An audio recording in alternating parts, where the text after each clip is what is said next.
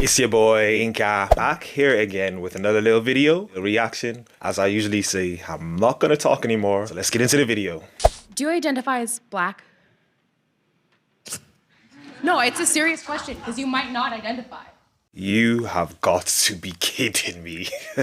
Do you identify as black? The funny thing is, I bet you this is the type of girl who will say that black people are oppressed.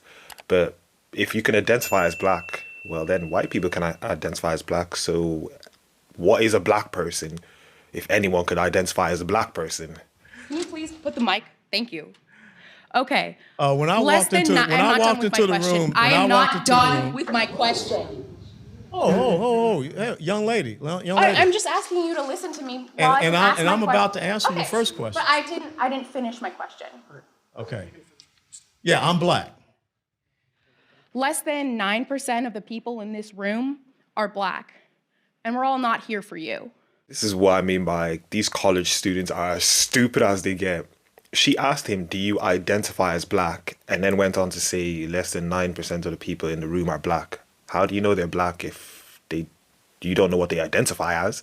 They could identify as black according to what you believe black is, right? Do you think there are racial inequalities in America? And how do you feel about Trump increasing both economic inequality and discrimination for people of color and LGBTQ people? What about violence against marginalized people in the United States? Can you talk about that? Well, the subject was about, national security and foreign policy.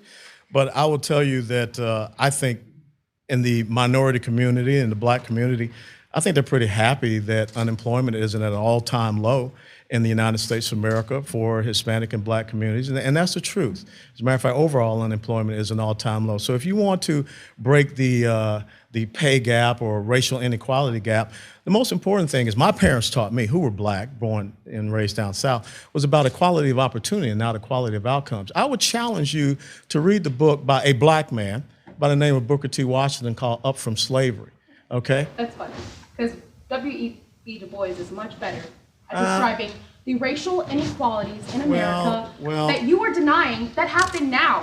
And to say that, we are better and unemployment is down is dismissing the fact that a lot of LGBTQ people are in trouble right now because of your administration. And a lot of black I'm not people, in the administration. I'm just a guy. I mean, here. you are supporting the administration, though, aren't you? I'm not speaking for the administration. Oh, okay. Sorry, I didn't know that. I'm just a private citizen. I'm just Joe Sixpack. Okay, I have a second question. I'm sorry for my tone. Previously, I was just frustrated. That's okay. I have 2 daughters. They talk to me like that. Thank you. My question but is... I cut them off with their allowance. Well, you don't have that ability here. I know. My question is about national security, because I do feel like the KKK and white nationalists are threats to black individuals in the United States. There have been multiple shootings recently within the last 10 years, and there have been an increase of violence against black people. And I wanted to know if you think that that's a national security issue and how you would address that. Yeah. These people are so delusional, so sad, so wicked, so out of touch with reality, the KKK. Are you kidding me? These people are the most privileged people ever, and it's very sad to see, because if these people were living in America 50, 60, 70 years ago, you would really know what the KKK were about. Yeah, I think it's a national security issue right here in the south side of Chicago, where you have a combat zone going on, and Rahm Emanuel and everyone just seems to not care, or as well as in Baltimore or other places. And that's black on black crime. That's not KKK or whatever. What about white on black crime? I'm sorry, but that's what I was asking. Okay, well then, have you ever heard of Margaret Sanger? You can't just give one example for... Well, Margaret Sanger and the organization that she founded since 1973, almost 17 million unborn black babies have been murdered by that organization. I think that's something that we should really be concerned about.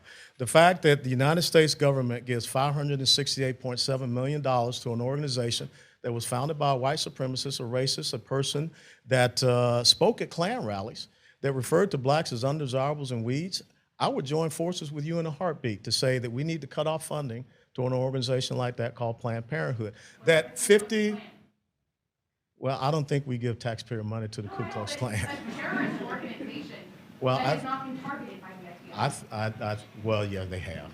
The FBI goes after white supremacist organizations, but then I would ask you, why is it that nobody goes after Antifa? I mean, I think Antifa is also a domestic terrorist organization. I mean, look at what they have done at certain colleges and universities to prevent people from going out there and freely speaking. So let's call a ball and a strike.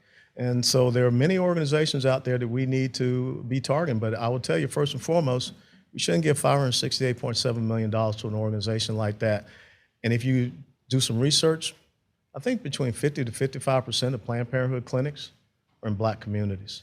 That's a travesty. And that's a fact. But they don't want to hear about that. They just want to talk about white and black crime when black on black crime in America is more prevalent than white on black crime. So they don't want to focus on the issue. They just want to virtue signal. They're a victim. They're oppressed.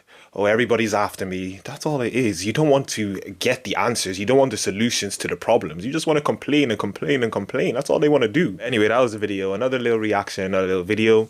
As I usually say, if you enjoyed the video, like the video as much as possible. Comment down below. Let's get a discussion going down below. I'll reply to as many comments as possible. So comment down below. Subscribe to the YouTube channel. Follow me on Instagram at YinkaThatGuy. And I'm out.